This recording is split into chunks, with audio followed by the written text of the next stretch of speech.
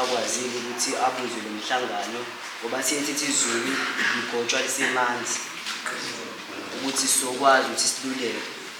Ngiqhamuka ngaphansi kwe-group amavikela mbuso sesanikezwa ihloko izidakamizwa.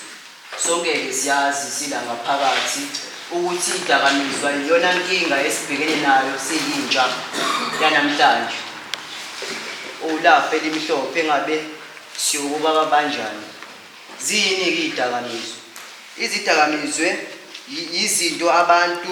izinto noma imishanguzo abantu abayisebenzisa ukushintsha indlela umzimba nomqondo wabo osebenza ngayo.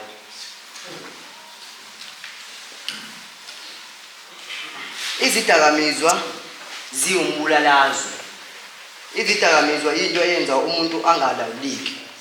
Ngiyethemba sonke sike sibone ukuthi othi ingane isabalalela othisha ezikoleni ngenxa lezi zidakamizwa lezi. Izidakamizwa zenza ukuthi umuntu angalawuleki. Zishintsha indlela ocabanga ngayo nendlela umzimba wakho osebenza ngayo. Ububi bazo ukuthi mase ungenile kuzona akuphumeki. Uma usungenile ezidakamizweni akulula ukuthi uphume. Izidakamizwa uyazenzela ngokuthi ukuthanda kwakho ukuthi ubhema. Omunye kuyenzeka siyibona usengene ezidakamizweni afune nokufaka abanye abantu ezidakamizweni. Ongenzwa ukuthi sigweme lokho kuthiwa ukuhlula amadoda kuyabekwa. Sizodikida kona lokho. Izidakamizwa ziyalibulala isasa lakho ngoba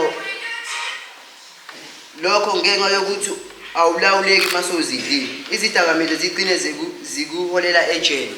Siyazi ukuthi izidakamizwa zikho emthethweni. Ngokusebenzisa izidakamizwa ungagcina ususejele.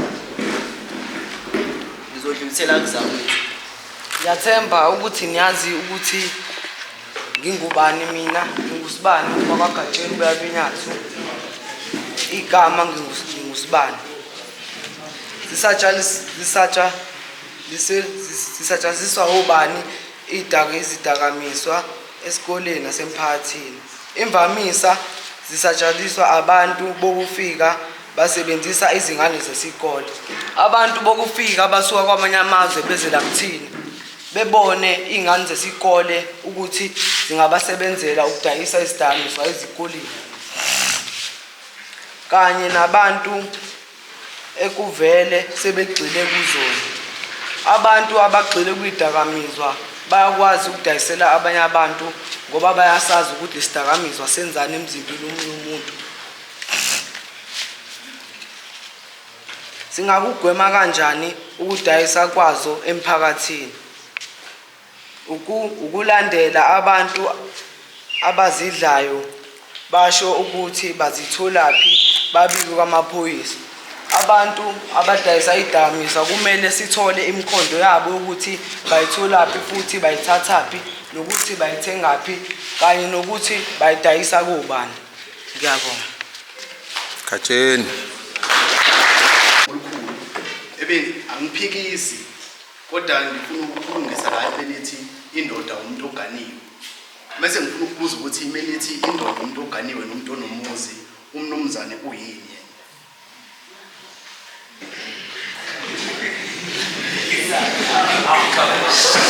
Awuphinde lo mbuzo wakho.